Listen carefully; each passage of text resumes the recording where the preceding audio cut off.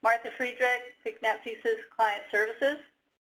And I'm MJ Vincent. I'm a field support specialist and your trainer for today's session. Yes, and today we're going to do something a little different. We would like to go ahead and when you have questions, we're going to be using the question and answer feature, but we're going to stop the presentation in 3 different spots to answer the questions. So you're welcome to type in the questions, but we won't be answering them as they come in. We'll be answering them during those break sessions. Okay, take it away, MJ. All right. Hello, everyone. Welcome, and thanks again for your patience while we got set up here at CDE. So I'm MJ Vincent. I work for FICNAP CSIS, and I'm a field support specialist. That means I work in client services for CALPADS. You may have had some interaction with me in other trainings offered by CSIS or through the support tickets that you submit to the service desk. Today's training is meant for CALPADS LEA admin account holders and focuses on student data privacy and CALPADS, and also the student data privacy with the data that we enter into CALPADS. Before we begin, though, I really want to acknowledge you. Thank you so much for your time. I recognize that it is the middle of the lunch hour and possibly also your spring break. And I heard from many of you who were concerned because of those 2 things, and so I just really want to say how much we appreciate you taking your time to be here.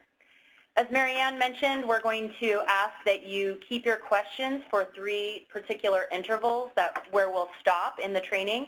And this is because we really want you to take some time to just focus on what's being presented, and we may cover the question that you have as we move through the material. We also are lucky to have the CALPADS data privacy experts in the room with us as we give the presentation here at CDE. It's a little bit different than how we normally give the CSIS training. And so you have a good opportunity to talk directly to folks at CDE today. So do ask your questions or have those questions ready for when we take the break. So with that, who should be here today? Those are those LEA account holders who have the LEA main account, or possibly you are supervisor of someone who is an LEA admin account holder, or you may yourself be a superintendent or charter school administrator. And what we will cover today. In today's training, we are going to take a high-level look at those data privacy issues by summarizing laws, reviewing the CALPADS administrator application, and looking at the rules of behavior agreement that's contained within that application.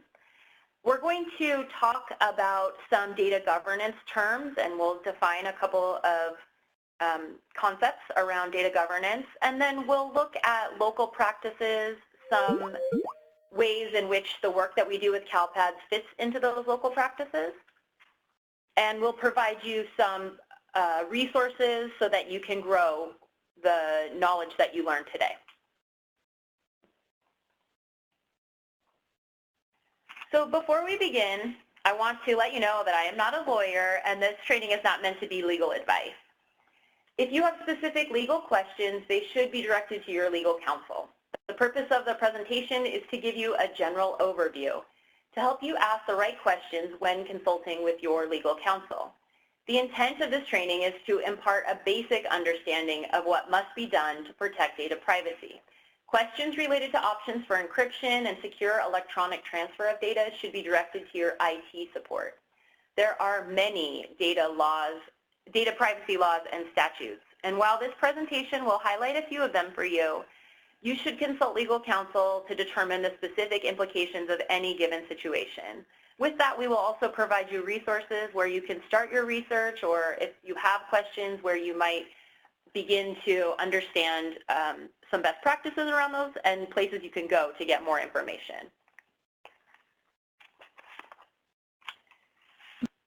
So this map on your screen is a map as of March 18th. This shows from January 2016 to March 18th of 2018, the 319 cyber attacks that happened in the K-12 environment.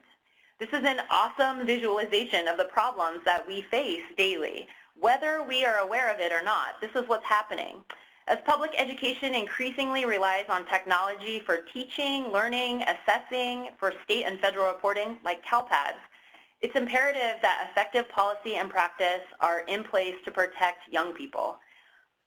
This map was created by EdTech Strategies, and they built this map for two reasons. One was so that there was a database awareness of just the scope and variety of privacy threats that are facing K through 12 institutions, and that they wanted to also shed light on this idea that we need some uniform standards for how we disclose incidents that affect schools, students, and educators.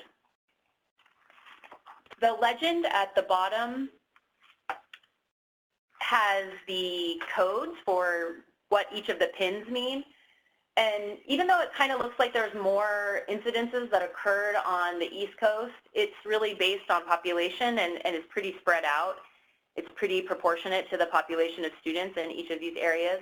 The legend, blue is phishing attacks, purple is breaches or hacks resulting in the disclosure of personal data, yellow is ransomware attacks, green are denial of service attacks, and red is other cyber incidences resulting in school disruptions and unauthorized disclosures. The EdTech Strategies also has a Twitter you can follow. It's at K12 CyberMap, and they frequently publish incidences that occur, sort of how they came to find out that the data breach occurred, and then what the resulting impact was. And so if you're interested, there is more information in the PowerPoint slide notes so that you can either follow them on Twitter or you can check out those pins for yourself to see what has occurred. The next slide, this is slide 6. Elizabeth created this slide from her data security and data privacy and data security training that she gives statewide. But this I included because I feel like this is a great way to have a quick summary of the types of cyber scams that are common. Each of the circles describes what that attack contains and how those criminal elements are trying to access data and what it is they're trying to do with that data. One that's not listed here is denial of service attack. That's when the network or targeted machine is flooded with kind of bogus results, bogus requests in an attempt to overload the actual business that is supposed to occur on that network, and it prevents legitimate business from happening. And so that was one of the pins on the previous map that's not listed here. But these are the really common kinds of cyber scams that we see. So next, we're going to show you a video. This is the FERPA 101 video on YouTube. And this video kind of is it's a really good overview of FERPA and the obligations of an LEA, particularly, and I'd like you to focus on the idea of directory information and the opt-out requirements of the LEA. This is just easily found on YouTube, and I'll give you the links to it so that you can share it in your LEAs as well. The Family Educational Rights and Privacy Act, or FERPA, is a federal law which applies to educational institutions and agencies, such as schools, school districts, colleges, and universities, to which funds have been available under any program administered by the Secretary of Education. FERPA is to protect the privacy of parents and students with regard to education records under Section 444 of the General Education Provisions Act as amended. Wow, it's easy to get confused with all that legal language. Let's try that again in plain English. The truth is, data about us is everywhere. It's collected when we shop, take a vacation, look at a web page, or send an email. You see, FERPA is a federal law that applies to most schools, colleges, and universities. It's meant to protect all that identifiable information about students in records that are kept by schools, and it provides the right for you to access that information, to seek to correct it, and generally to consent to its disclosure. Let's take a closer look at what that means. Today is Patrick's first day of kindergarten. As Patrick moves through the education system, his schools accumulate data, such as his grades, learning disabilities, or special needs information, and disciplinary information. As Patrick takes tests to see how he's progressing, his scores are protected by FERPA. FERPA requires schools and state and local educational agencies to keep the information that came from Patrick's records private and get his parents' written consent before sharing it with anyone else. There are some exceptions. But the general rule is Patrick's records are confidential. Students don't attend school anonymously, so schools routinely share some basic information about students called directory information. If a school is going to share directory information, it must notify parents and students who are 18 or over or who attend post-secondary institutions. For example, Patrick's school yearbook contains his name, grade level, and photograph. That's okay because his school designated these items as directory information and published its policy on its website, and Patrick's parents haven't opted out. FERPA also requires schools provide Patrick's parents the ability to review his records to make sure they are accurate. Patrick's applying to college. He and his parents review his high school transcript and discover the school has gotten Patrick confused with another student who has lower grades. This isn't good. FERPA not only gives his parents the right to see the records, but also to request that the school correct mistakes.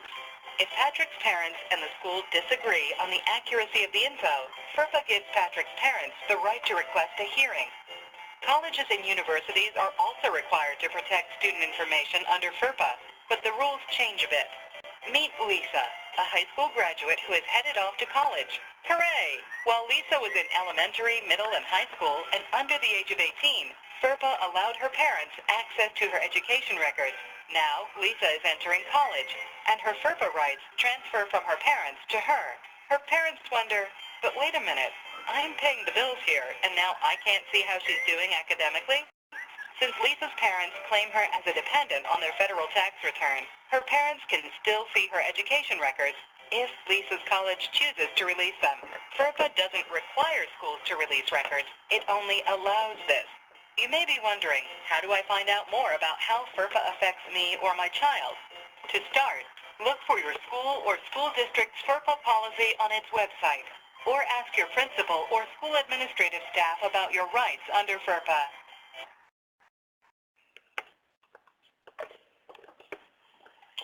Okay, so we trimmed a bit of the video here because it gives a link from a previous incarnation of the website that created this. But I also wanted to give the explanation. This video sort of talks at the viewer from the perspective as though you're a parent. But I do think that that's really relevant to most LEA admin folks or people who work with CALPADS who have any interaction with parents. This is the kind of questions that they probably would have. Or if you yourself are a parent, you may wonder how your students' data is being handled. Particularly like this video because it talks directly to directory information, and that's a main issue when it comes to CALPADS and data privacy. FERPA is the main law protecting student data. That this law was passed about 42 years ago, and for a long time it was fine. Obviously, things have changed in the time since it was enacted. But the main crux that we're going to focus on is this idea of directory information. Those elements of a student's record that may seem to be commonly used in school business, such as the name, the address or phone number of the student is sometimes designated as directory information.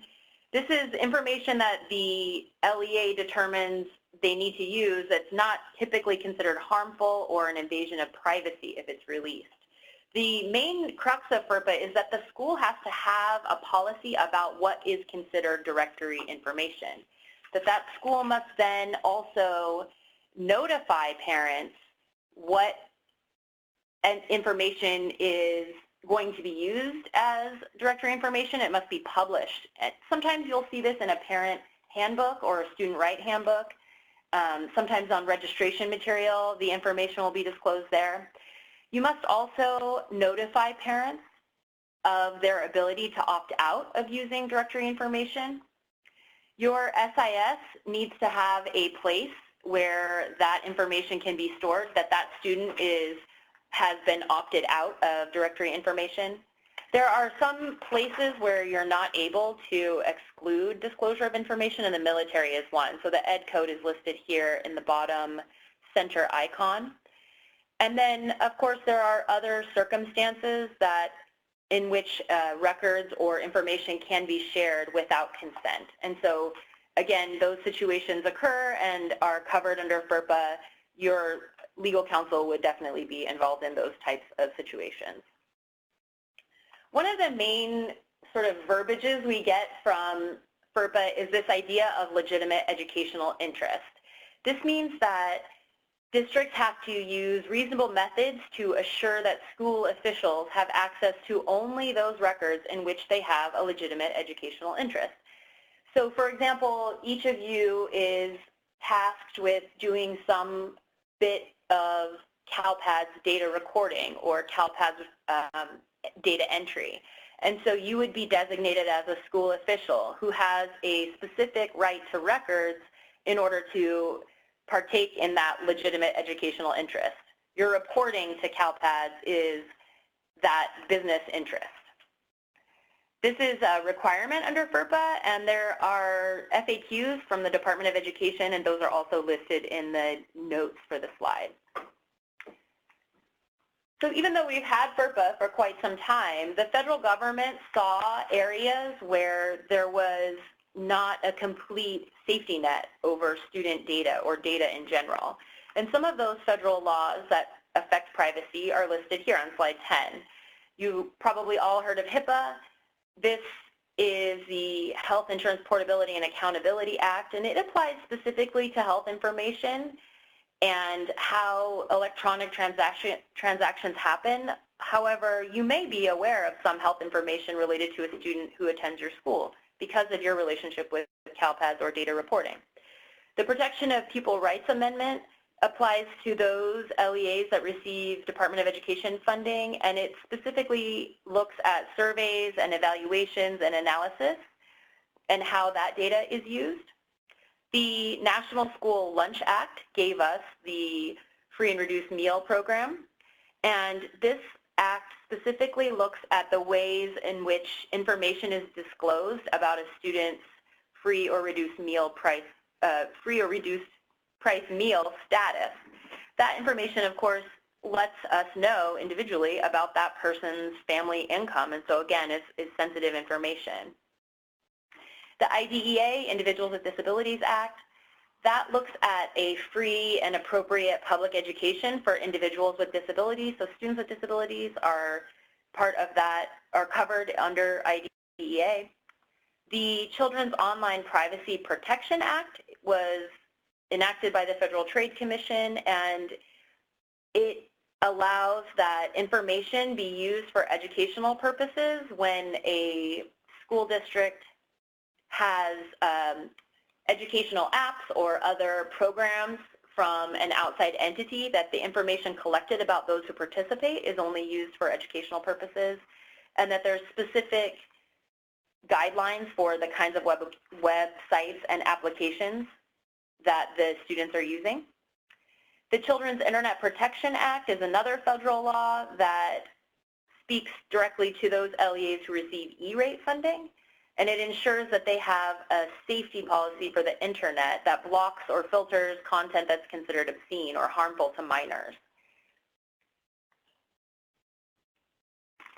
The states had to get in on this too because they recognized that there was a significant pile of data being amassed at the state level. And so since 2013, 39 states have introduced or passed laws specific to student data privacy. Again, the states saw that students would likely not know that their private information was violated until many years later when they come of age and apply for credit or look for jobs and are somehow mistaken for being someone else. This unauthorized use of their personal identifying information only becomes apparent many years after it could potentially happen. And so the states recognize that data was at a greater risk because of the way that students are children. They don't monitor their credit the way that adults would. You can see here the dark blue is states that did pass a law that pertained to student privacy and student data privacy. The blue were states that had enacted or had introduced law but had not passed it at that time. So here in California, they knew that data would be important. The data collected in CALPADS and the data that was reported to the federal government would be important in improving and quantifying what was happening in public education in California. So even though there were federal laws and there were state laws that were, there were federal laws and there was state action around protecting student data privacy, there were education code that was specifically enacted so that research and public policy could both use the data. We see here section 49079.5 through .7. This specifically spoke to making longitudinal educational data, which is CALPADS, accessible to researchers so that they could evaluate effectiveness of instructional materials, of educational strategies, different approaches to teaching different types of pupils. So this should sound familiar to those of you familiar with CALPADS. Those data elements that we collect and aggregate are then given to researchers so that they can look at effectiveness. And this was written into Ed Code with the assumption that the data would be stripped of personal identifying information and given to researchers so that they could compile and comply with federal and state privacy laws, but still make strides in public education. The second Ed Code cited, 49558, looks at the way that we share information between agencies related to the National School Lunch Program. How it specified and gave guidance as to the transfer of information between different agencies. And it limited that information to be only for the specific purpose at hand. And then the last Ed Code is 60607, and this is related to assessment data that's collected. Obviously, assessment information is not considered directory information. It is private information. And so this Ed Code was passed in order to, or was enacted in order to ensure that there was a strict way in which assessment data was used and then the ways that it can be shared amongst different agencies.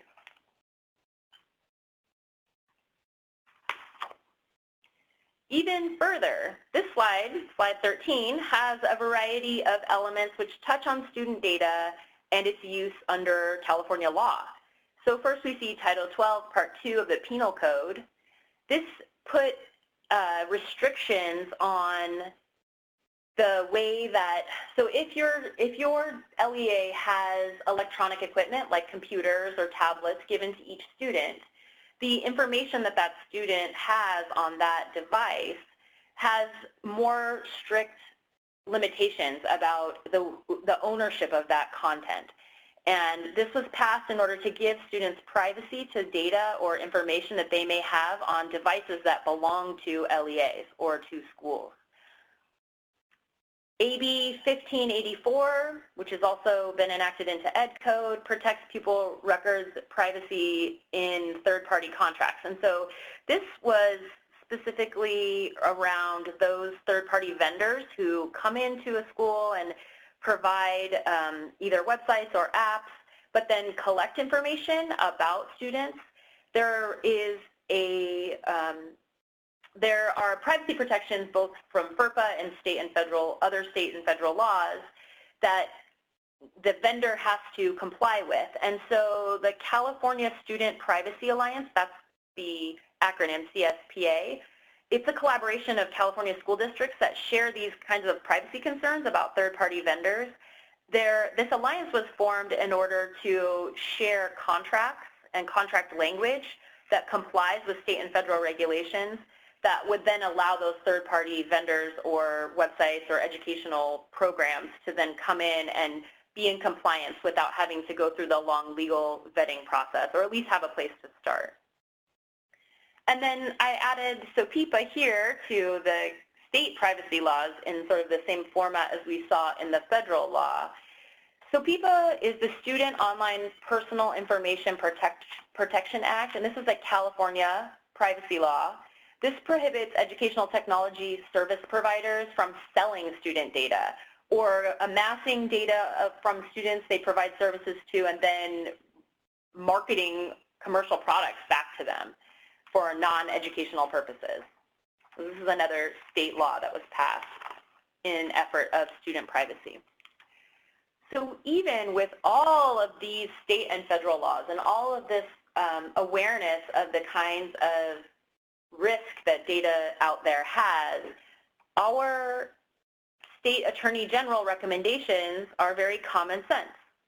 These are the approaches to student data that our attorney general has published. And of course, you know, I want to acknowledge that each of you understands the responsibility that you have to the students that you work with, that you see every day in your day-to-day work.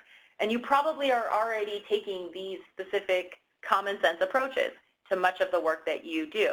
But even though you're using common sense and you're doing what privacy protections that you have locally, those state and federal laws that we just covered, those apply. And the purpose of having the LEA admin application, which we will discuss in great detail today, is really to get a place where there's some synergy between those state and federal laws and this common sense recommendation from the California Attorney General.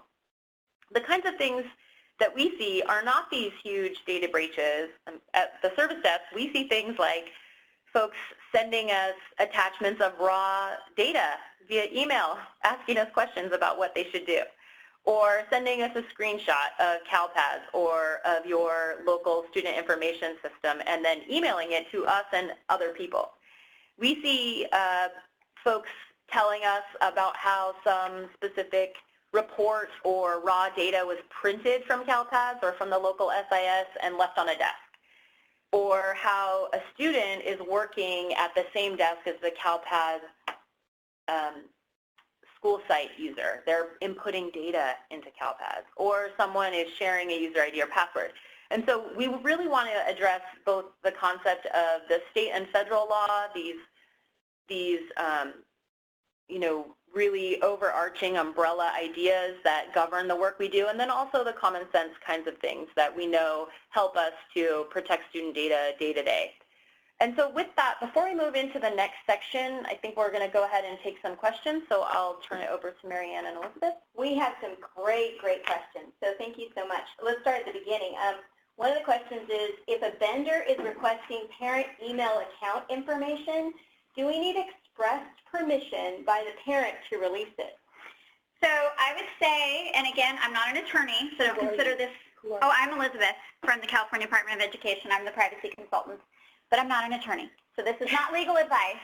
That said, under FERPA, if you considered the email addresses of parents to be part of your directory information and the parents had not opted out, that would be one way to go about it.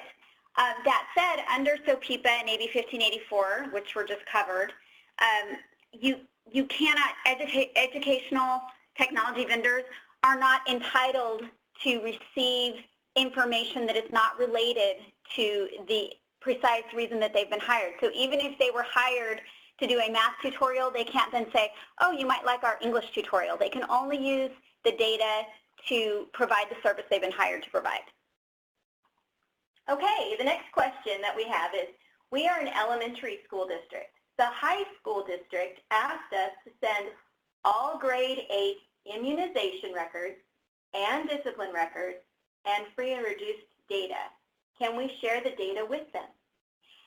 So I would say that probably in some cases and probably not in some cases. And the reason for that is because there's no way to know that all the kids who are in that elementary district are going to go to the high school.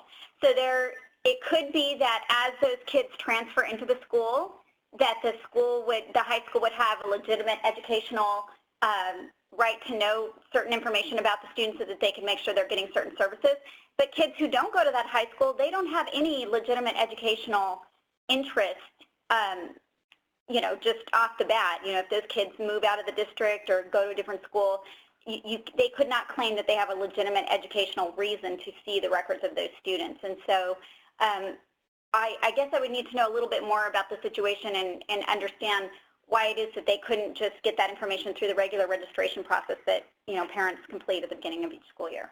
And also some of that information will transfer with the student with their SSID once they go into the high school. So you'd have that information in CALPADS. But it seems like that's a real overreach to say that they just automatically get the information of all kids. That doesn't seem right.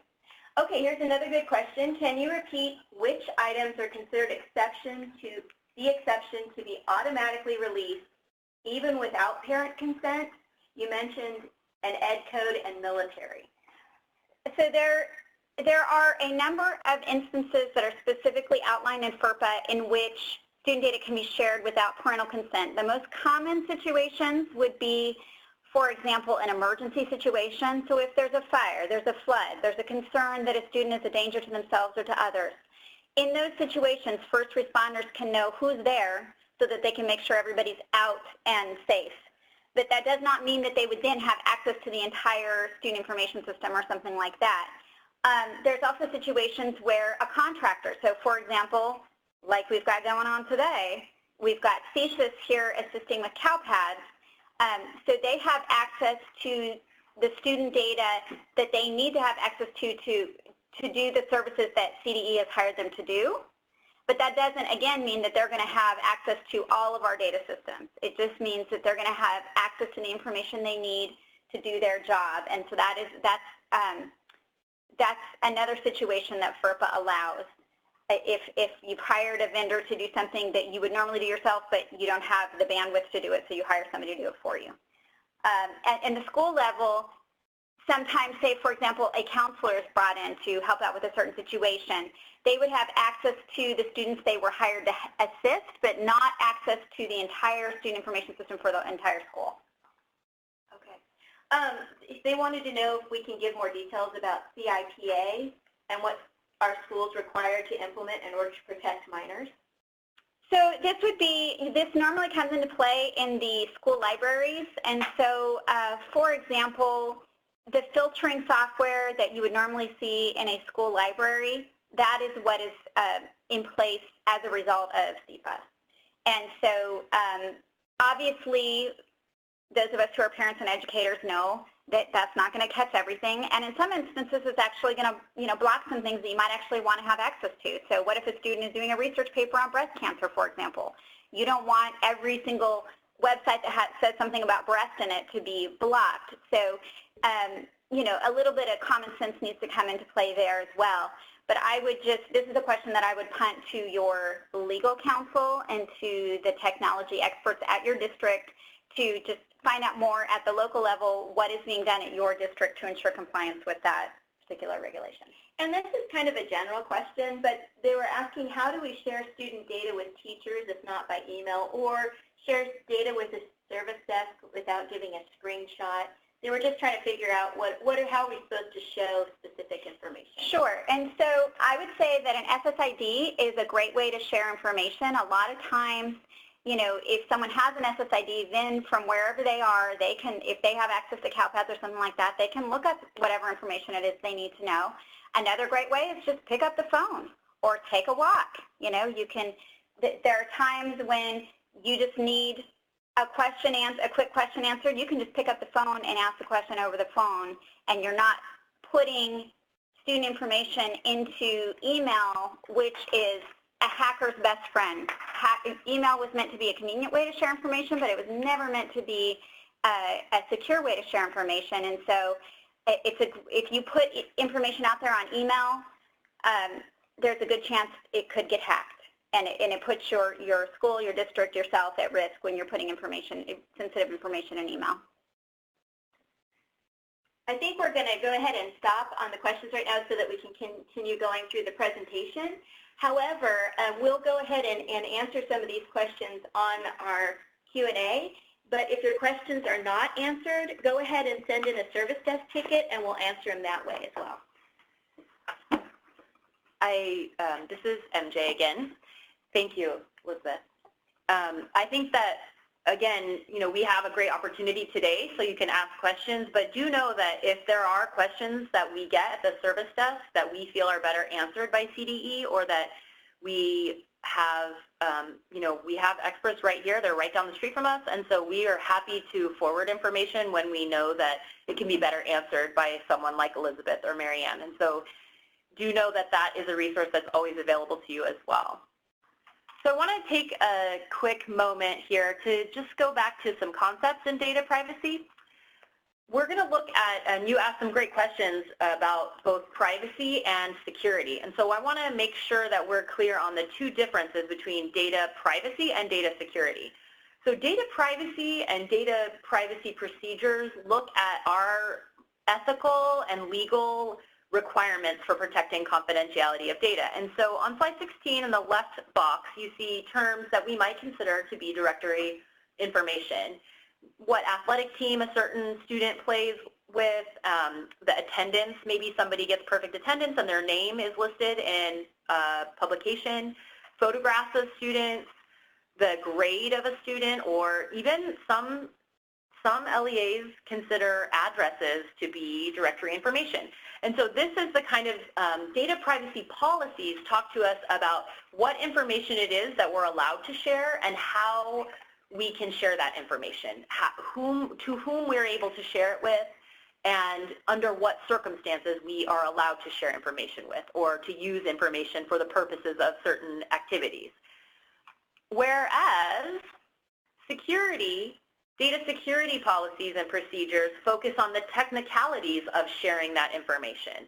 So once you know that something is a piece of information you're allowed to share, but it must be shared in an encrypted way, data security is what we look to for those kinds of guidance. How we would extract and save information from CALPADS. If you save that on your laptop, is that a secure place for that kind of information? If you have a thumb drive, let's say you took some raw data out of CALPADS in an ODS extract and you put it on a thumb drive and you go give that information to someone on their computer, what do you do with that thumb drive when you're done? Those are data security policies, how you handle materials securely. Emailing, we've mentioned this before, emailing a screenshot of personally identifying information. Of course, email is not secure. We know it can be hacked. But maybe you have an encrypted email service at your LEA, or maybe you have a password-protected folder on the network that only you and the superintendent have access to. Those are security policies and procedures that can help you to enact your data privacy policy. Some of you, I would say very few of you, wear more than one hat, and saying that tongue-in-cheek, but there are many LEA admins who don't have this responsibility. There are probably just a few statewide. Depending on what your role is in the organization and how big your organization is, you may or may not be directly responsible for any of these things. Most people aren't, but you do know someone in your LEA who is. There's an IT person or a director of IT or a security office that handles the types of email protections that you have, that deals with antivirus and firewall systems, that encrypts your Wi-Fi so that only those who have access to the network should, that handles the storage, the cloud data storage systems that you use for your data, and that handles the network itself. So there is an overlap between data privacy and data security. Both have policies and procedures. Privacy is really governed by state and federal laws, where security is managed through hardware and software. Both privacy and security have local practices, and they focus around access rights and decisions about who is able to see and use the data, and then how the data is seen and used. But security looks at encryption methods rather than those decision-making protocols. And both privacy and security have individual best practices, but security follows an industry-wide infrastructure best practice. Even with all those protections in place, most cyber attacks target human behavior. And so a few precautions, like we talked about before, those common sense approaches to data privacy and data security can go a long way. You know, when we talk about personal information, we're talking about, let's say like food service asks you for a list of kids who receive free or reduced meals. How is it that you get that information from your systems, both your local SIS and also CALPADS? How do you get that information and give it to them? Are you walking into them on a thumb drive? How do you know that email is truly from them? I know it may seem like, you know that this person is going to ask you for this and you know that you're going to have to comply, But asking those questions and just taking a second beat on making sure that everything is the way it should be can really go a long way in protecting the data. It's an important place to start a conversation as well. So typically, 99% of the time, what we're asked for is the thing we're going to provide, and it is being asked by the right person, and we're going to provide it in a safe and secure manner based on policies. But having that pause between the request and the response also gives us a chance to have a conversation about using the most appropriate methods to make the determination that this is information we should share, and then talking about how we are going to share it.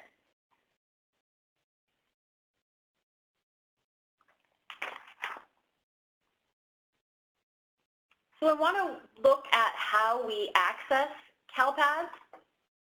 In order to comply with state and federal regulations, we know that CALPADS has a very limited number of authorized users, and we use CALPADS only for legitimate business needs.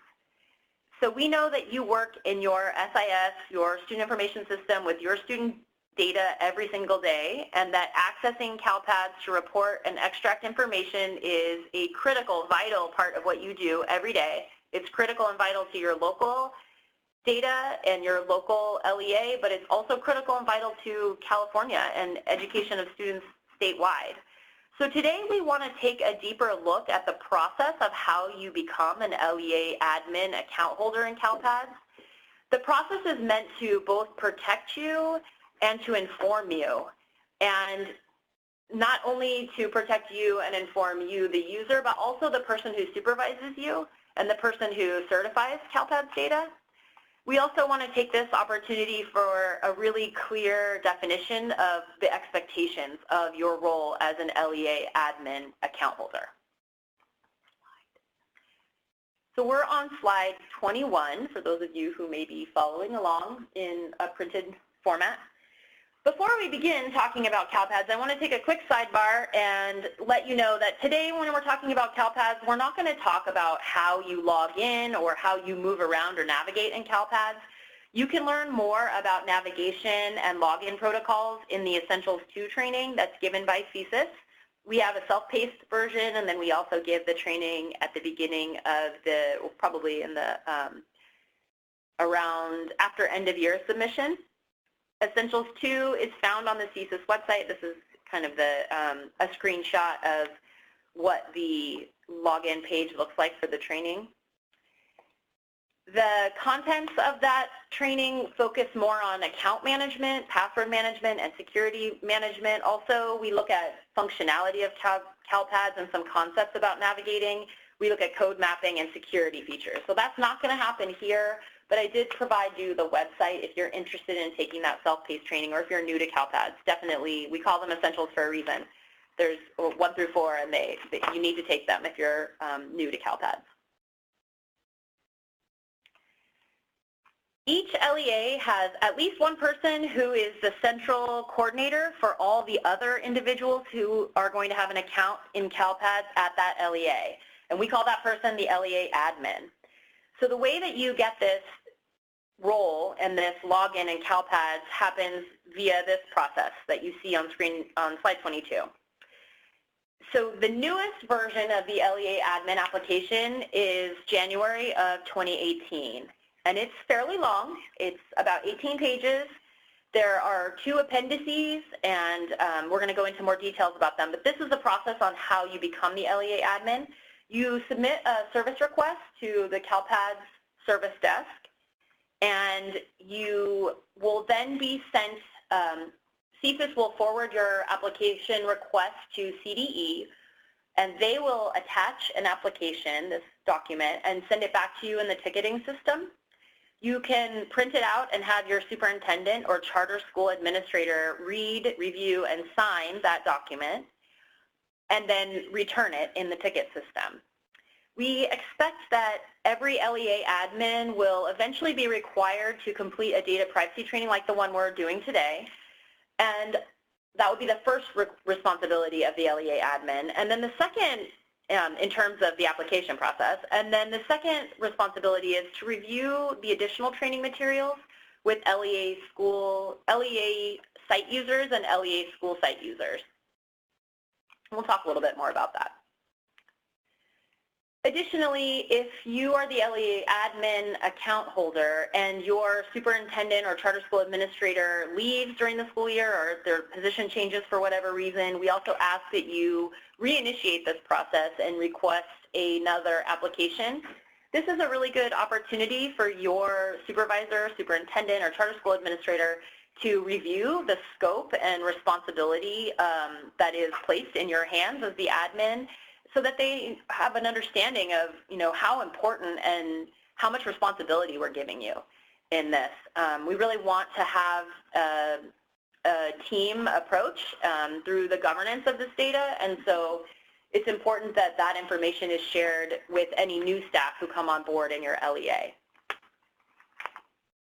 As I mentioned, the purpose of the document is to outline the responsibilities, the roles, and the behaviors expected of the LEA admin and the LEA and school level users.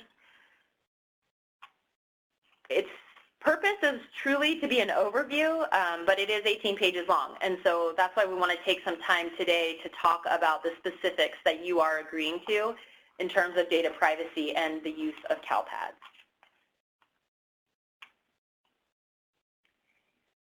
So I mentioned that there are two appendices. Appendix A is a tool for the LEA admin, those of you here on the call today, to share with those LEA and school level account holders. You can kind of go through, we're about to show you each of the items in Appendix B, and I'll kind of point out how Appendix A and Appendix B are different. It's also a way for you to have a conversation with your charter school admin or your superintendent about the expectations of other staff who have access to CALPADS as well. And so we are recommending that Appendix A and B are printed materials that you can use when you have those conversations.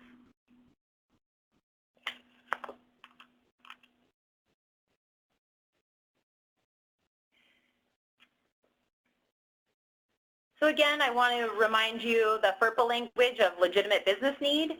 We see the business that the LEA admins have in terms of the module in CALPADS where you create, revoke, and assign roles to individuals as legitimate business needs. And we expect that you are taking this role seriously, that you are making some kind of documented analysis of those individuals who have an account. This responsibility is taken seriously because you're deciding that these individuals you're making accounts for are individuals who have a legitimate business need to access data or input data into CALPADS. And that happens here. This is, in the upper left-hand corner is a screenshot excerpt of the Appendix A. This is what a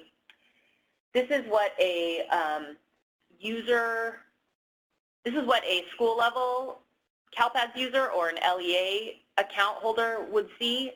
And we are recommending that you actually print and review this document with those individuals you create accounts for, and that you ask them to sign and date it, just so you have a paper copy, and you've covered your own basis. You remember when you last talked to this person.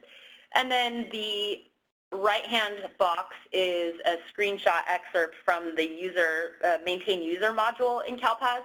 This is where we would assign roles to specific users.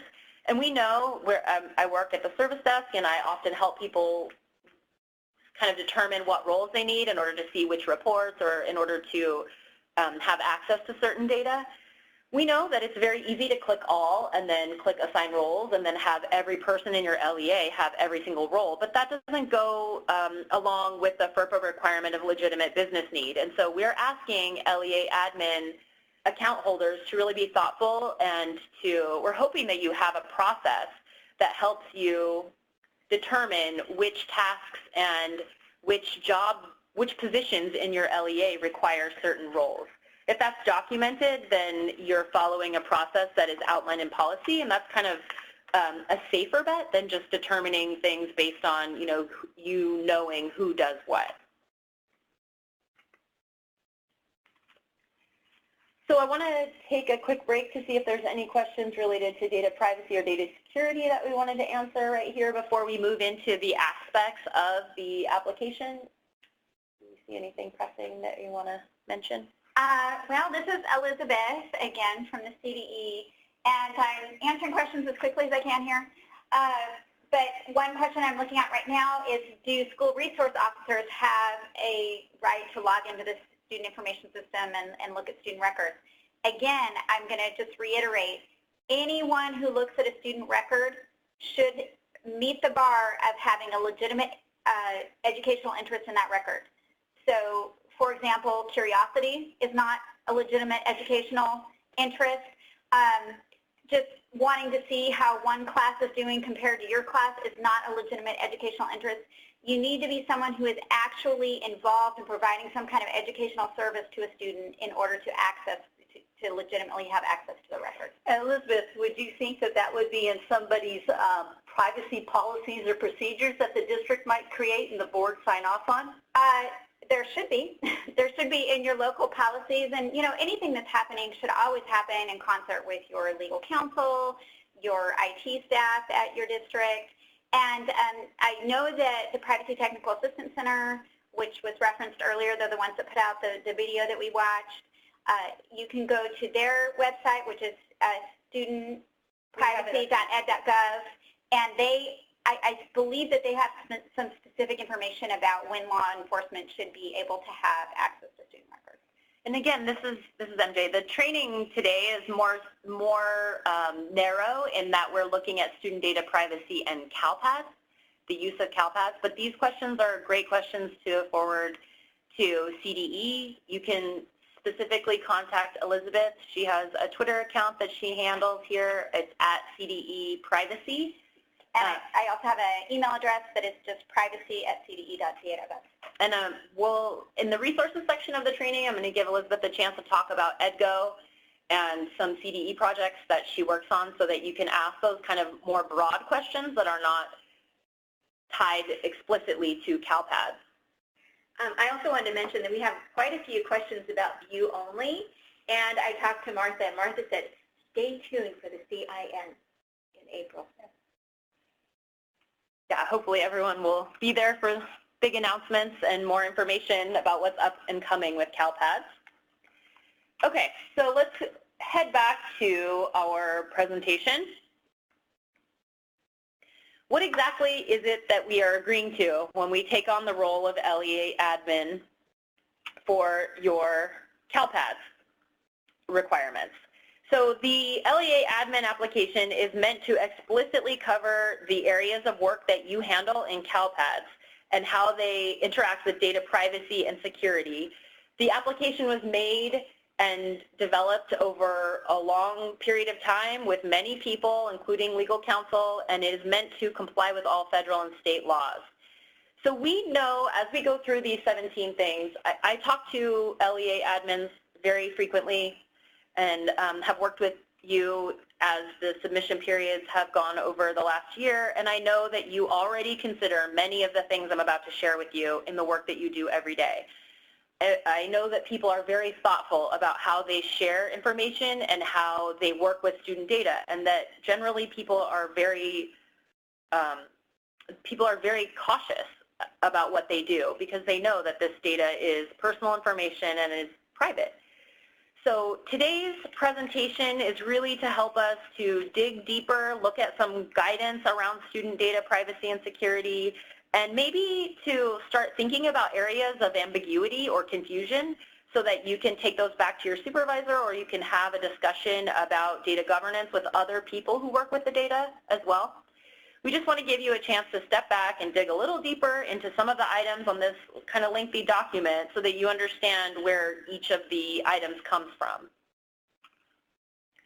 And I want you to know, too, that you are not alone. The admin application is long, and it is required that your superintendent or charter school administrator authorize you as the user because we wanted them to read the document as well. We want them to know how important and the scope and responsibility that you're being asked to undertake.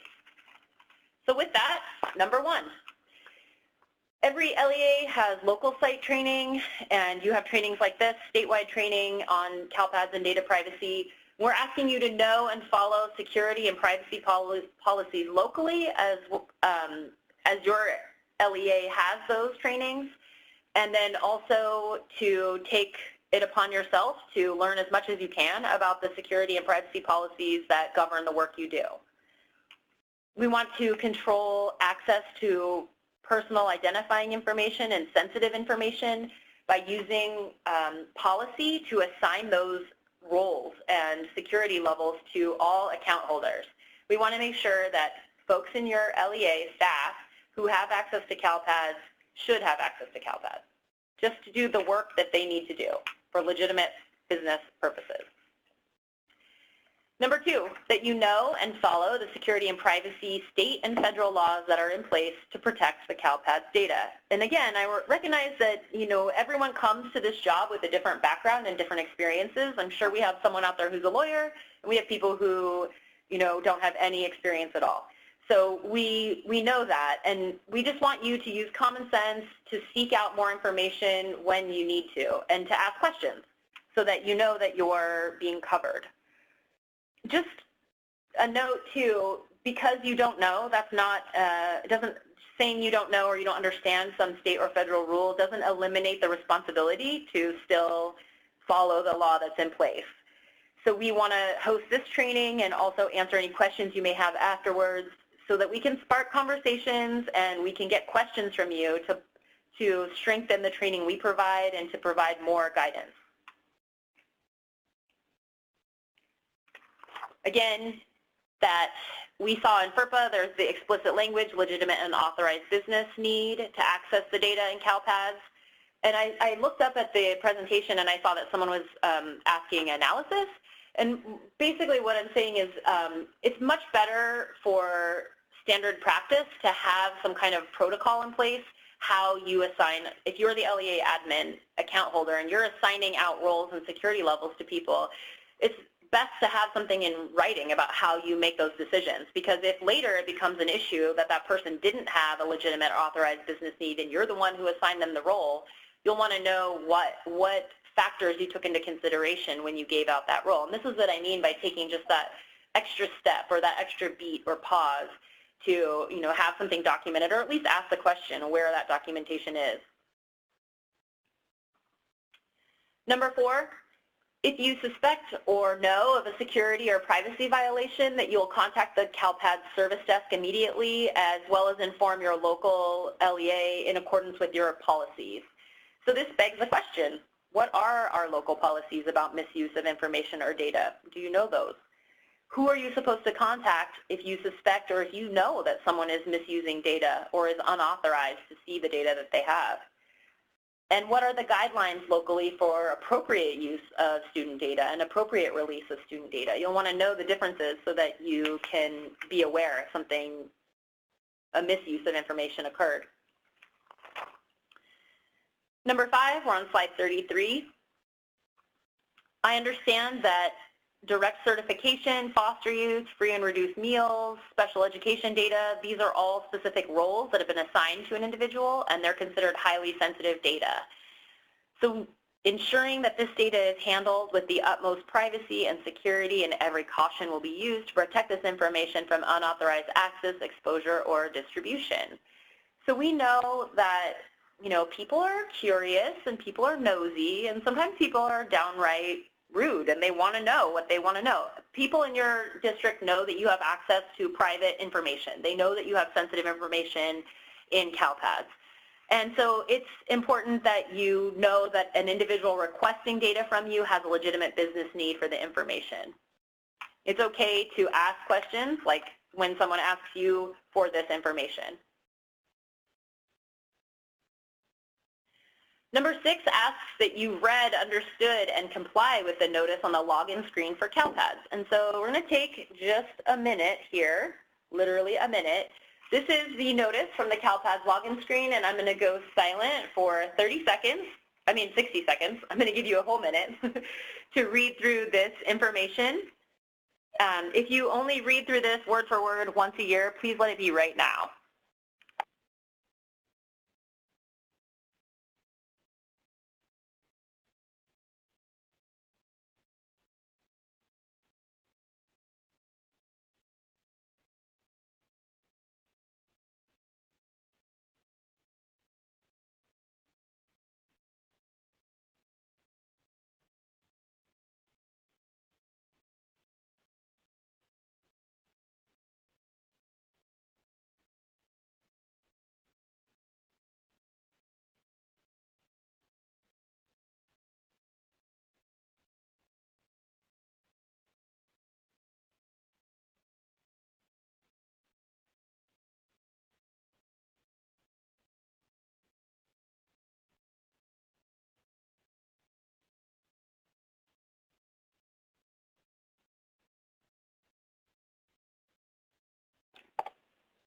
that was a fast 60 seconds, or our timer is not accurate. So in looking at the notice, I'm sure you've all read it if at least 100 times in the last month, with the deadline just happening last week. So I want to also emphasize that I added the underlining and I changed the color of state and federal laws to red to highlight that the rules of behavior agreement for CALPADS local users, CALPADS LEA administrators, and state users, those are the appendices and the overview sections of the LEA admin application. And I also wanted to draw your attention that state and federal laws are indicated here as being the overarching guidelines, so the overarching responsibility of the person who logs in, and that there are civil and criminal penalties under those state and federal laws that you could be prosecuted if you were misusing this data and this information. So it's serious business. Number 7, understanding the security and privacy of the password protocols. So right now, the minimum requirements for a password are at least 8 characters, has to have 1 uppercase and 1 lowercase letter, and then 1 of the non-alphanumeric characters, the special characters. Although security best practices would say that the longer a password is, the less likely it is to be cracked.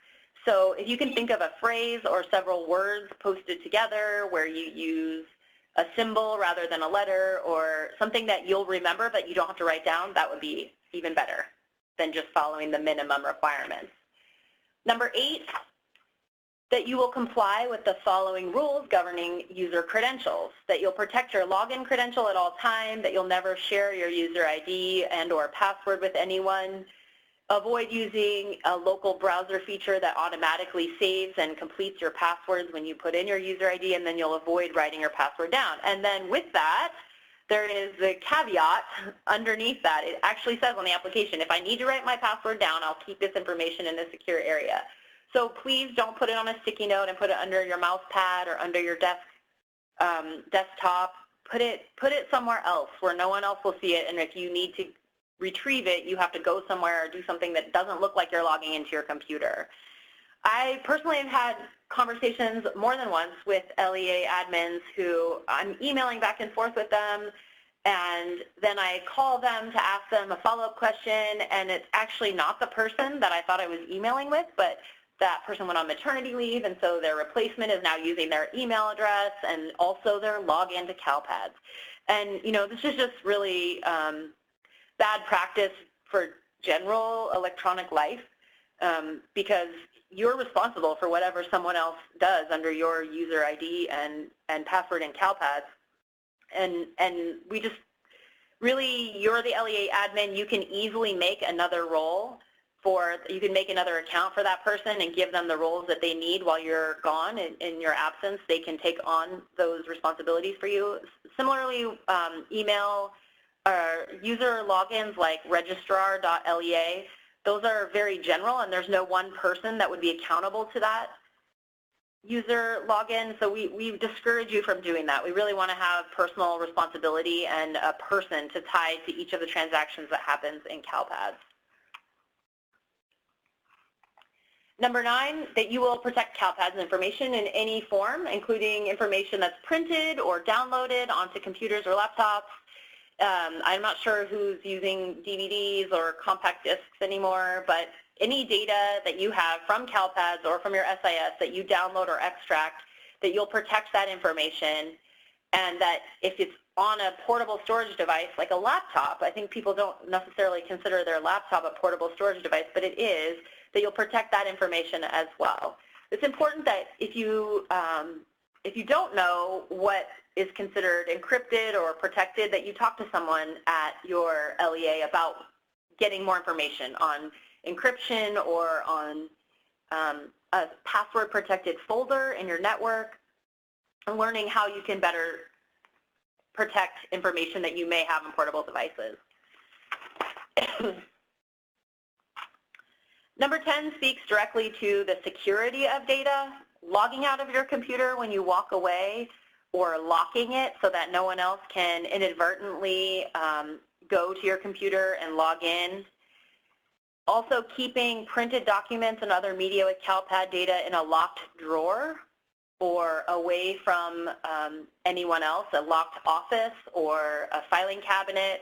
If you have to print a report and forward it, rather than doing that through your interagency mail, actually bringing it to somebody or ensuring that you know who you're handing that report off to, maybe having people sign for it as they take it for the superintendent or the person who's going to certify that data.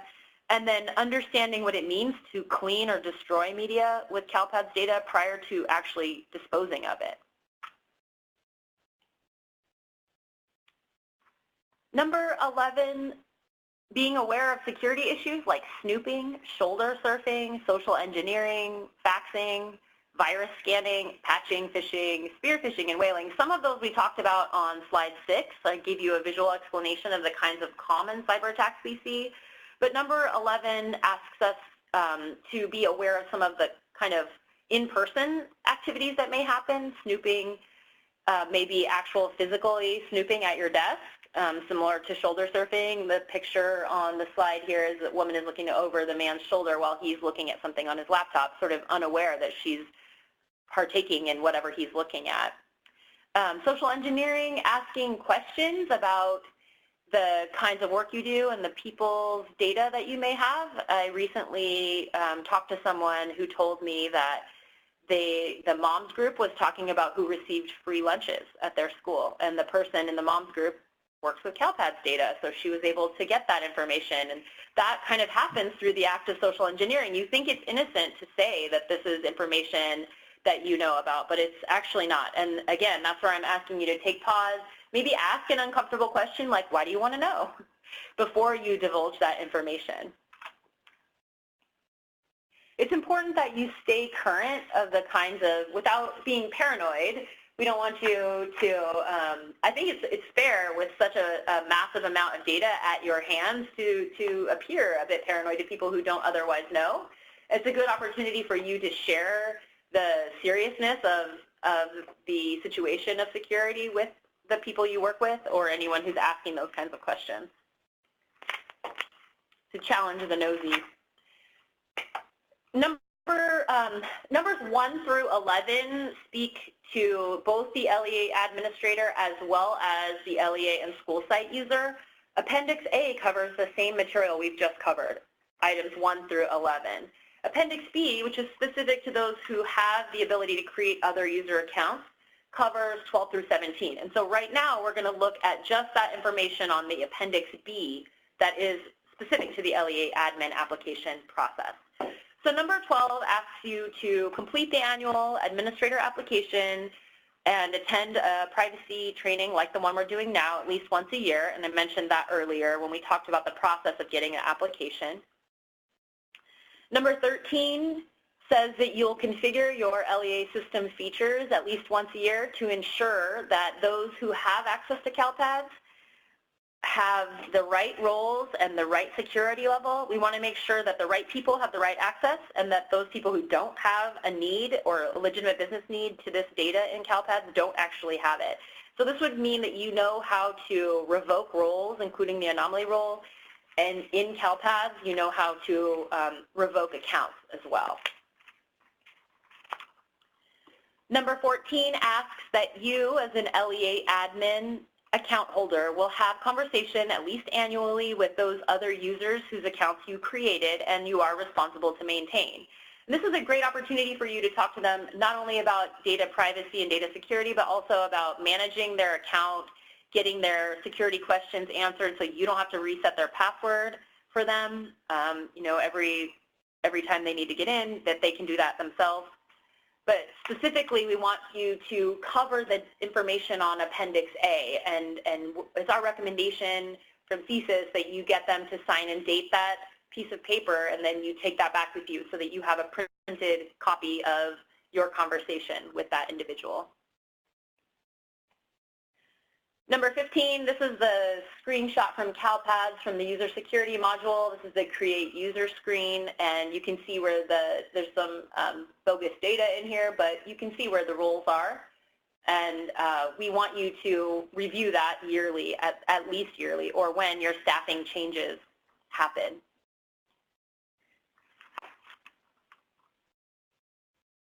We ask that you review the LEA Operations Manual in CALPAD and comply with all CALPAD's requirements that are listed as the LEA admin. And anyone can look at this.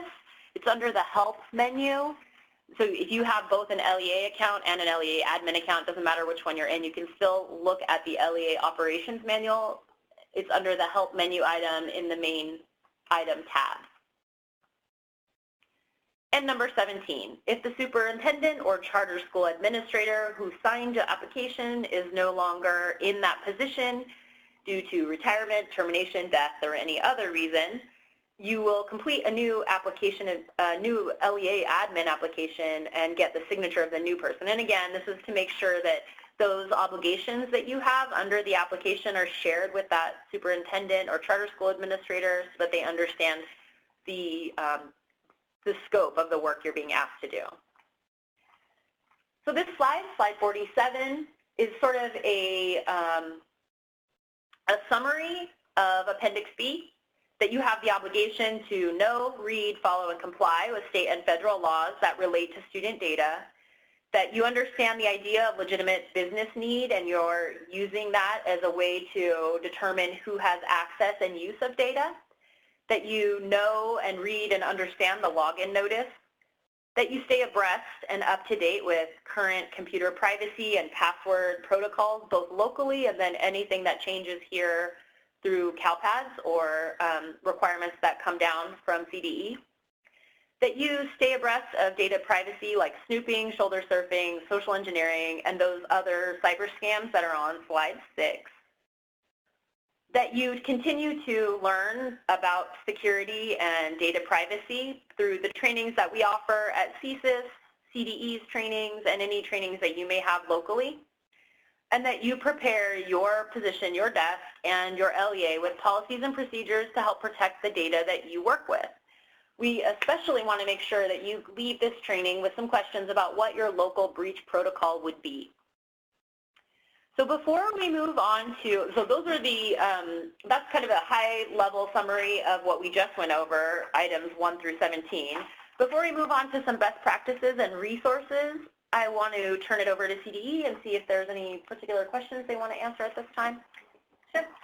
One of the things that we had a lot of people very excited about the CALPADS LEA administration application and Appendix A and Appendix B. If you don't currently have one of those applications and you're really eager to get one of those applications, you can submit a service desk ticket and we will send that to you. Nothing is due until a year after you have submitted one. So if you submitted your application in May 2017, it's not due again until May 2018. So if you're looking at it and you're like, oh, I really want to get into my application, please submit a service desk ticket. Also, there's some very specific questions that you definitely will want to have your own local legal counsel and your administration look at. And we're really glad that you're asking these questions because it means that there's going to be a discussion at all of your LEAs about this. And so please, please refer to your administration and your legal counsel. We can give you generic information, but we don't have the ability to give you specifics on a lot of this. And this is Martha. I'd like to add that our focus of this training wasn't on what should you do locally, but more to make you aware and be sure that you understand the expectations of having the LEA admin. And so I'm sure there's lots of questions that we may not get to immediately, but if you still have them, you send in the service ticket. You're going to have Elizabeth's contact info that you can reach her directly if you didn't get a response. Right, and so this is Elizabeth, and I just wanted to say that, there are a ton of questions here, and we want to make sure they all get answered, but we also want to make sure we're not being too distracting from the content that you should be attending to right now in this presentation. So if you don't get your questions answered today, please don't feel like this is your last opportunity. Please reach out to us at any time. And if you do go to your administration or your IT support or your legal and find that you don't have something in place, but you would like to know where you could go to get started for a breach protocol or something like that, please feel free to reach out, and I'd be happy to direct you to some resources that other districts have found helpful. So it sounds like there already are lots of potentials for conversations around data security and data privacy. Some questions that, we want to make sure that your level of familiarity with FERPA and other federal laws, that you can address those at the local level. You can look at the studentprivacy.ed.gov. The FERPA 101 and 201 trainings are there, and I'll show you those in the resources section. But I think it's important to kind of segue from this section about the appendices A and B into our best practices and resources with the idea of you thinking about what are the legitimate business needs of yourself and the other people who have access to CALPADS. What specific roles and tasks do you have daily that you need to access CALPADS for? And what are those roles that the LEA and school site level users have as well? And how can you be the best protector of student data by outlining these in a more formal way, or at least having a list of those kinds of tasks that those jobs are, that those individuals holding the jobs are performing? And have those individuals signed an Appendix A for you? And when was the last time they signed it? How do people interpret the login notice on CALPADS? And what kinds of security protocols or password protocols are the individuals at your LEA using? What is the kind of local? Those are the kinds of things we're meant to kind of spark conversations directly about CALPADS. These other questions, very large questions, and more of a local level conversation that we can have you forward in service desk ticket, and we're going to give you some resources. Elizabeth will have a chance to talk to you in a minute too. So kind of along those lines, this concept of data governance is the ability for the group of people who have control over some set of data to ensure the accuracy, timeliness, usability, and security of that data.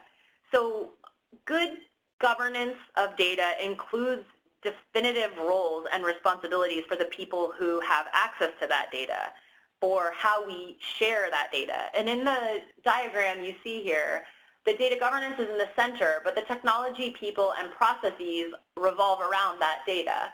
And this is to ensure that ownership, accessibility, security, quality, and knowledge are all components that are taken into consideration when policies and use are discussed.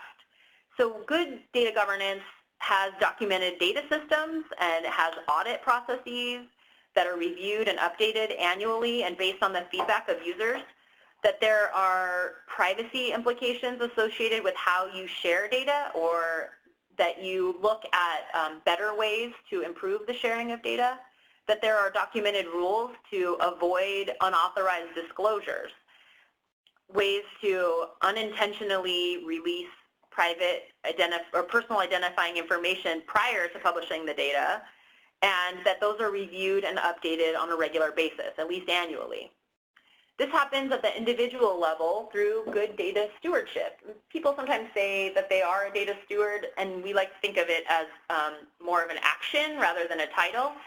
But a good data stewardship has an annual data privacy review like this training, that the individual has a good understanding of privacy and security responsibilities within their own position, that they are able to communicate deadlines like certification deadlines and collection of data in order to meet those deadlines to stakeholders or other individuals who have access or create the data, that they understand there's a set of specific data required and resources for how to get that, that they are able to have relationships with people who can check the accuracy of data, that the documentation of policies and procedures on the local level is enhanced and feedback is given from the people who come in contact with the data so that that can be a more streamlined process, and that that data is managed into systems that are workable given the circumstances of your LEA. We recognize everybody has a different environment that they work in.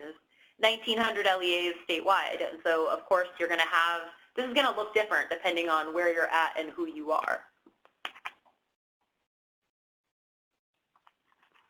Some questions you might ask yourself about data stewardship. Does your LEA have a system of governance that helps design rules, policies, and procedures that for decision making about how you collect data, how you use data, who is able to access or share data, and the security of that data? Is there a back and forth about a conversation about how that happens? Where is your policy for notification of misuse of information or breach of information? And are there available remedies posted? Do you have documentation for those procedures internally? Do you know what would happen if something were to occur? Does your LEA maintain a security process that's an industry best practice? And again, this might be an IT question, but it's important for us as people who share data to know how we can get information about doing it securely. Does your LEA provide a designated place or a contact area where students and families can learn more about their rights, or they can have questions answered about student data collection, use, and security? So if they want to know about those opt-out options, is there a place they can specifically, or a person they can talk to specifically, and do you know who that person is?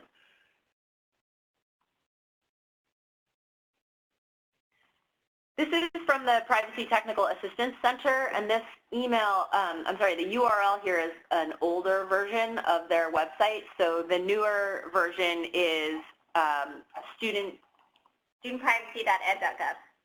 And so that site has, this is a best practices for a local privacy program. And more than telling you, this is what it looks like, we just want you to read through it and kind of ask yourself some questions about if you know that if these things occur where you are at. Do you understand what the student data life cycle is? And are there state and federal laws in place around the procedures that you have documented? Do you regularly get training on policy and procedures? These are, this is just a recommendation for what a local privacy program would contain. More specifically, this is the data lifecycle best practices. So having guidelines, policies, and procedures around the collection of and creation of data, how you retain data and how long you retain data. This should all be documented information. Where you store it and how you store it. You may at the local level have rules about where student data is stored. How you use, and we focus a lot on the use of student data and sharing of student data because CALPADS requires you to do that. We need to get that information from you and then push it forward into CALPADS, the application from your SIS. So we're doing a lot of sharing and using. But where locally are your guidelines or your policies about how you can use the data you have and how you can share it? What are the secure ways in which the guidelines specify sharing and use? And then disposition, not only how you dispose of student data, but how long does it take before you get rid of it, and what methods are appropriate based on how you stored it.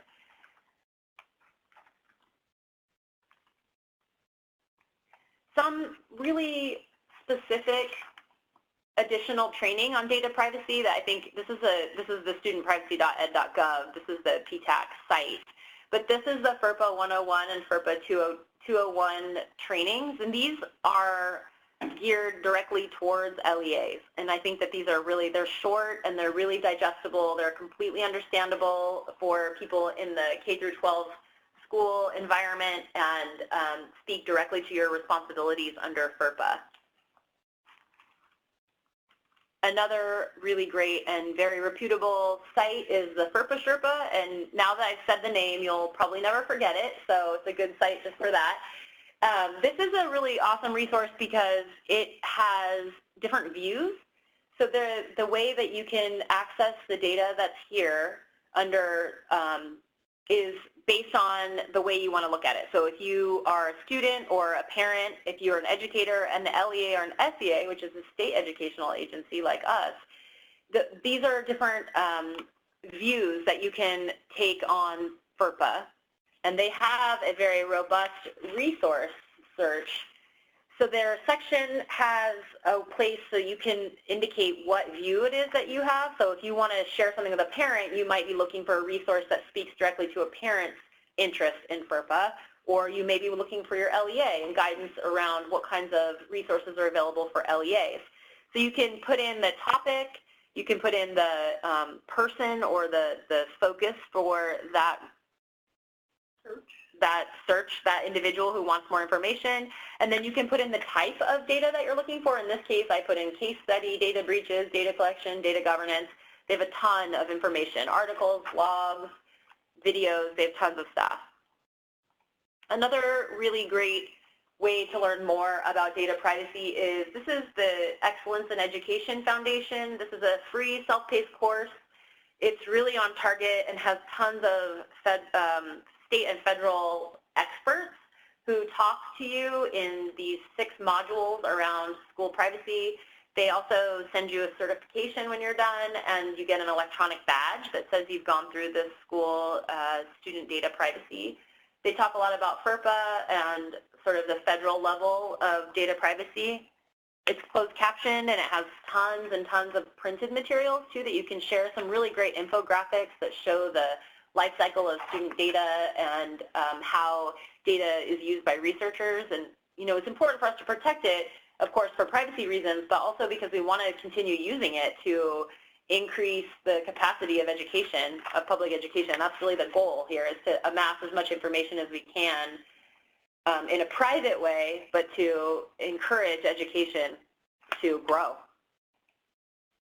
And EDGO, this is the Educational Data Governance site on CDE's website. I'm going to let Elizabeth talk a little bit about this. Thank you. Okay, so data governance is sort of, as mentioned, it's an organization-wide understanding of what data you have, what are the policies around that data, who has access to the data and under what conditions. And a lot of times what we found at CDE when we were standing up our data governance program, there was a lot of great stuff already happening with data, but it wasn't necessarily like super transparent, or it wasn't formalized. It wasn't written down so that people understood the processes for accessing data or the processes for, you know, securing data. We wanted to make sure that things were standardized so that, for example, we weren't collecting race ethnicity data in one collection one way and in another collection another way, because that makes it really hard to compare information down the road. So if you don't have a formal data governance program in place, this might be a great conversation starter at your school or district. Is to sort of say, hey, could we get a common understanding of what data we have, who has access to it, and under what conditions? And if you go to the CDE's Educational Data Governance website, or EDGO website, there are some resources there that you can check out that are great tools for getting started with data governance. I do know today I was poking around on there, there are a couple of links that are broken, but I'm working on getting those fixed. And if you want direct information, I also monitor the EDGO at cde.ca.gov mailbox, so you can contact me there. You can contact me at privacy.cde.ca.gov, any of those places. So I would love to be able to empower you with some tools that you can take back to your schools and districts to have a conversation around data, and not only be keeping it safe and secure, but also using it in ways to inform decisions that you make at the local level. Thank you, Elizabeth. This is the model notification of rights under FERPA from the U.S. Department of Education. So this is the federal government's model that for parents to know about FERPA's opt-out policy, just here as a reference for you or guidance. Here are some other places to start your search for data privacy resources: the U.S. Department of Education, the Privacy Technical Assistance Center, and this link is not the most accurate link. It's that studentprivacy.ed.gov. They've changed their website URL, but the information is exactly the same as the information that they had when they were on the Privacy Technical Assistance Center. The CA Department of Education, we're here today at CDE. This is a data privacy laws page, and there's some FAQs listed here. So if you have more, I also listed a more direct link in the notes in the web, in the slide presentation. There's also a URL to this document, Recommendations for the EdTech industry to protect the privacy of student data from the California Attorney General. The recommendations, those common sense recommendations, are from this document, which really speaks to vendors, but also has a big section on LEAs as well. So if you are one of the small percentage of folks who work in data security, this is the Technical Assistance and Professional Development Project. They offer some no-cost, these slides are, I think this one first. They offer no-cost IT professionals some training around those kinds of IT data security. You can see the list of webinars is here. It's really small to read. I'll read it to you. It's social engineering webinars or security in the cloud, ransomware webinars, two-factor authentication webinar, the Internet of Things, which is important for those of you who have lots of devices at your school. It's important to know, too, that they're funded through AB 104, the Adult Education Block Grant, and they only have money, it's been extended until June of 2020. So if you do want to take any of those kinds of webinar trainings or use any of the services they offer, do it as soon as possible. Oh, that's actually been extended to 2020. Did you say that? Yeah, okay. So yeah, there's $4 million just waiting. So yeah, definitely check it out or pass along that information. If that's not in your wheelhouse of responsibility, pass that along to your IT. That'd probably be something they may be interested in. So I have two slides. I have a wrap-up slide and I have a reminder slide. And so they're kind of similar, but I want to go over the wrap-up slide first. So we want to make sure that you leave today with the understanding or the concept of data governance and data stewardship. These may be new concepts to you. They may be actions and guidance that you've been using, but just the terms are new. We hope to use these concepts and terms in a more universal way as we move forward in training. We also want to make sure that you're aware that those federal and state laws, those LEA policies, those board policies that you have that affect the work you do in CALPADS, and if you're not sure what they are, we want you to walk away with some questions for people at your local level. We hope to have provided you some more information about the intersection of your specific duties with CALPADS and state and federal laws. We want you to be able to assess the obligations you have as the LEA admin application, the LEA admin account holder, and know what responsibility you have to those school level and LEA level account holders. That you can see your local level data privacy practices and where you fall into place in those. And that you're able to kind of assess some best practices and industry standards and to look at further trainings related to school data and privacy. Some reminders, regardless of your knowledge or awareness or understanding of those state and federal laws, you're still responsible for them, so we really want you to seek out as much information and ask as many questions as possible. Starting around the 1920 school year, the admin application is going to be a requirement for annual renewal, and so you'll need to also take a data privacy training much like this one. Again, we want to make sure that you have that opportunity to audit new users and roles, and that you also are able to share your responsibilities with the new superintendent or admin. As a best practice, we want you to develop your own privacy program between you and those you create accounts for, and to train those data users on policies and procedures around CALPADS.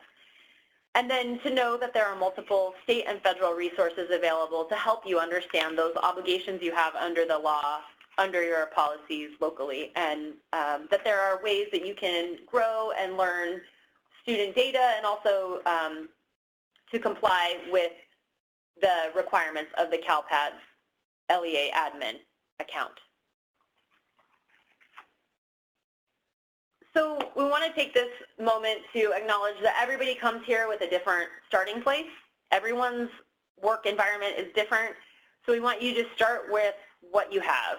Start where you are and use what you know, both from the training, from what you brought before you came, and those questions that you have now, to do what you can, to ask questions of those folks you have available to you locally, those folks you have here through the service desk and CDE.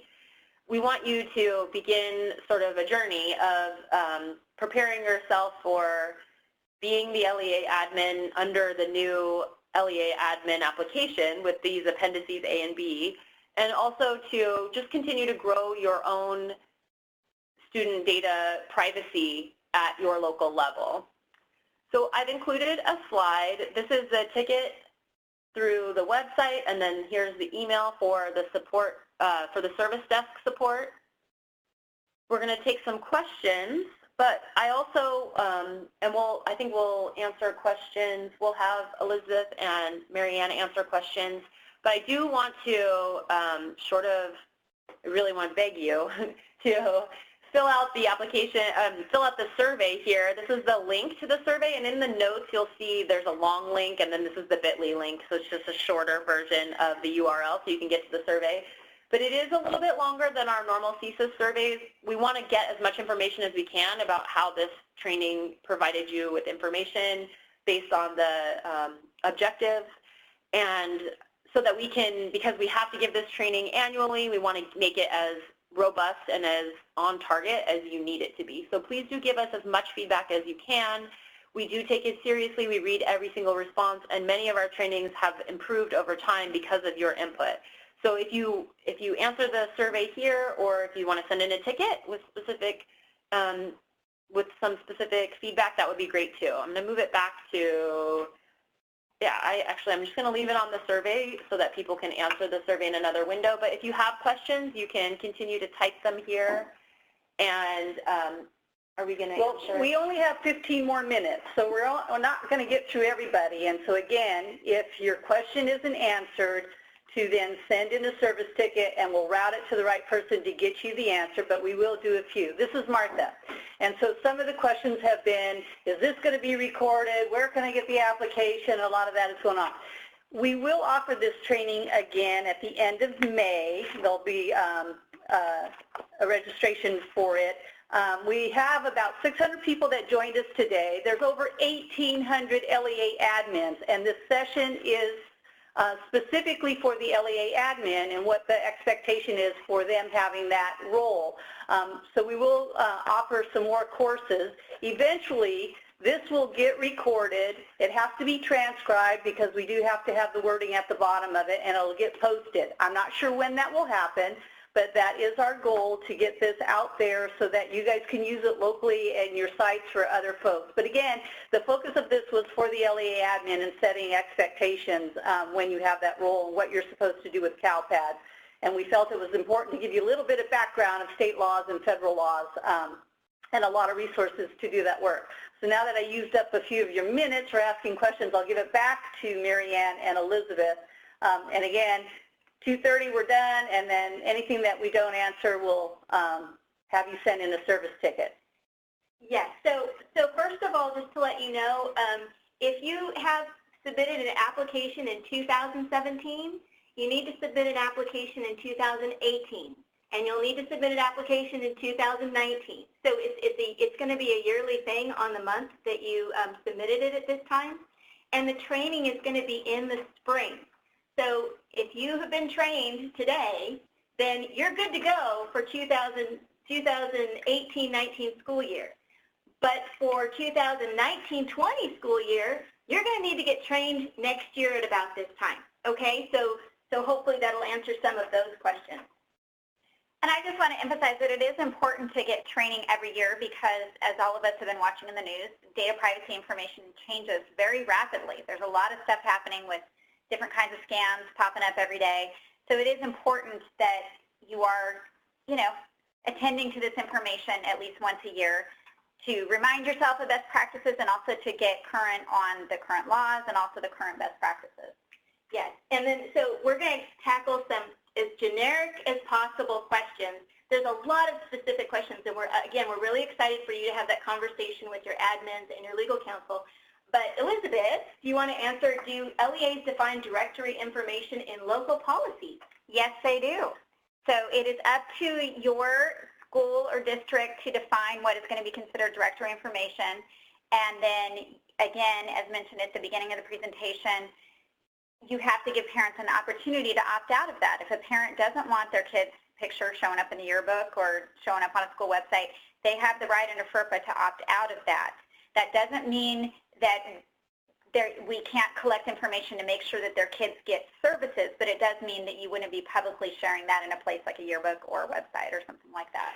And that directory information has to be documented, and the parents have to have access to it, so everybody is aware of what the directory information is. Right. That's an annual requirement under FERPA.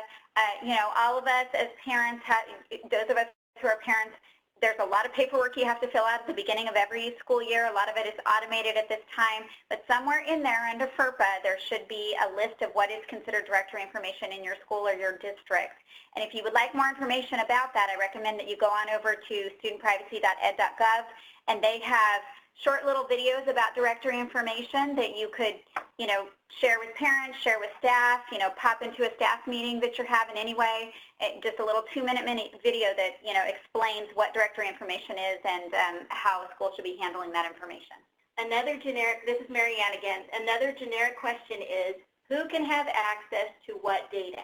And that was answered a little bit, but Elizabeth, do you want to just specify again, educational purpose, right? Right, and so again, you need to really be having conversations about specifically who's going to have access to information with your legal counsel, the administrators where you are.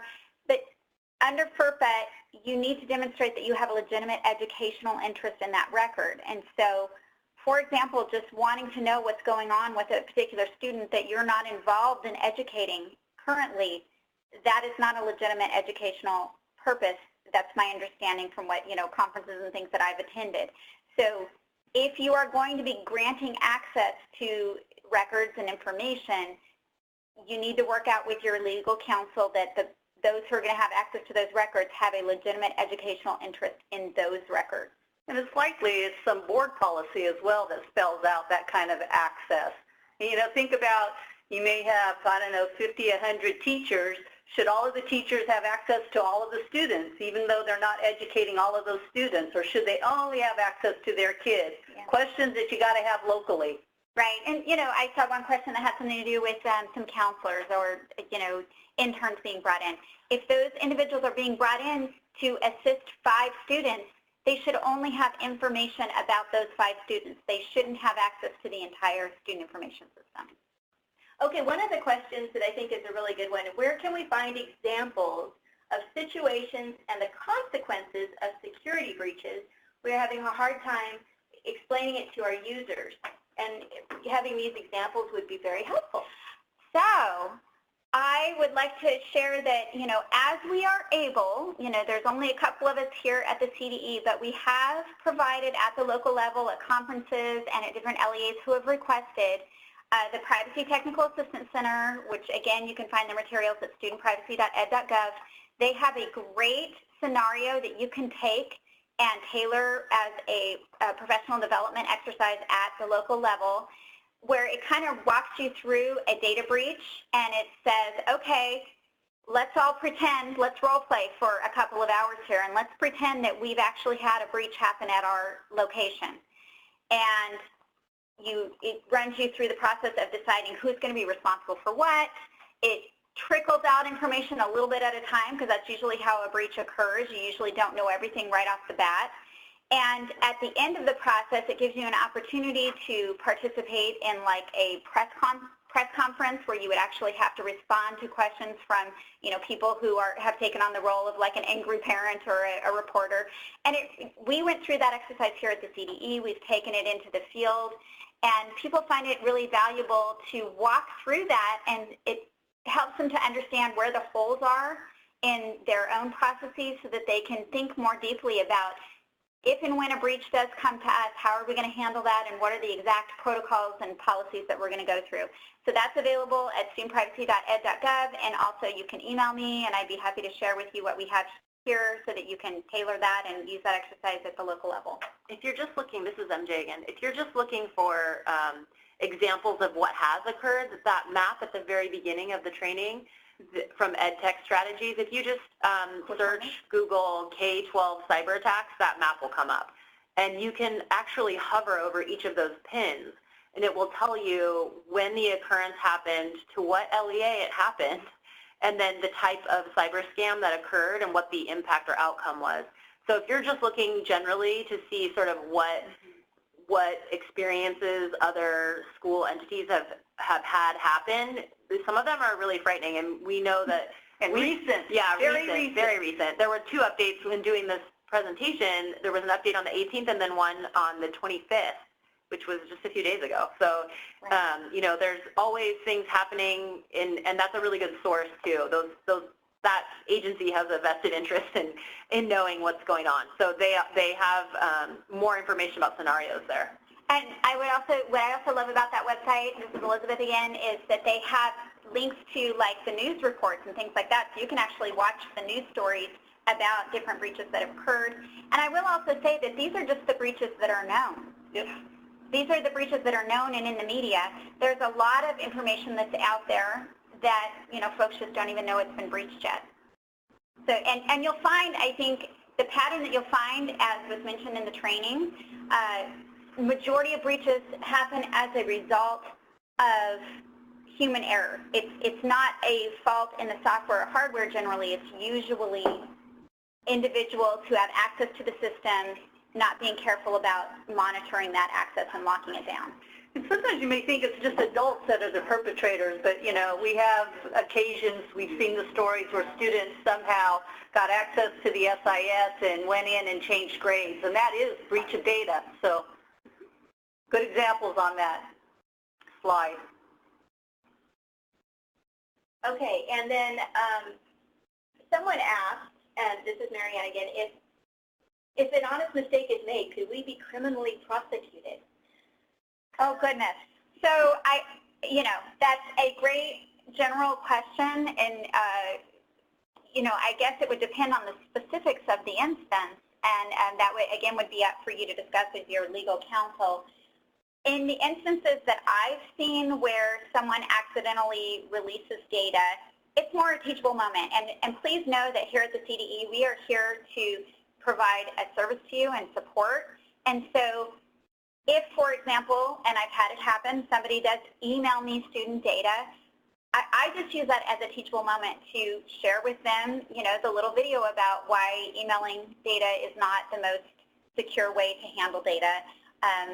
And just also help them understand ways in which they can accomplish what they need to accomplish and get students served, but without putting privacy at risk.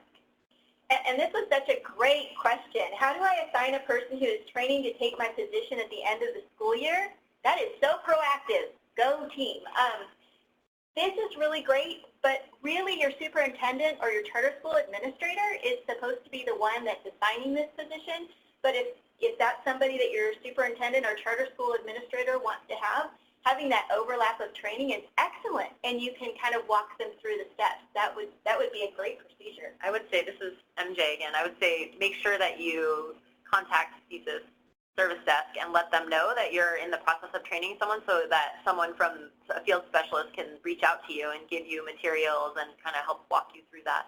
And that new person, if they're the LEA admin, you should be in the process of already getting them an application filled out so that the superintendent is acknowledging they want this person to have that role. That new person should not be sharing your account to gain access, even if you're training them.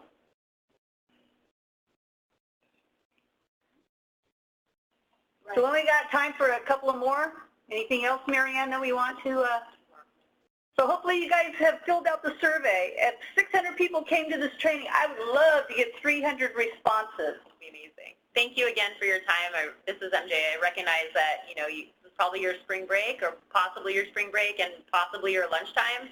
So I have 2 thank yous, and I look forward to reading the feedback and talking to each of you more over the coming year. And thank you to MJ for doing such a great presentation. Thank you. So no more questions? Well, we have some questions, but most of them. Yeah, there's about 28 questions still in the queue, and we will work through those and answer them. Okay, super. So we're going to hang up. No more audio. Thank you, guys.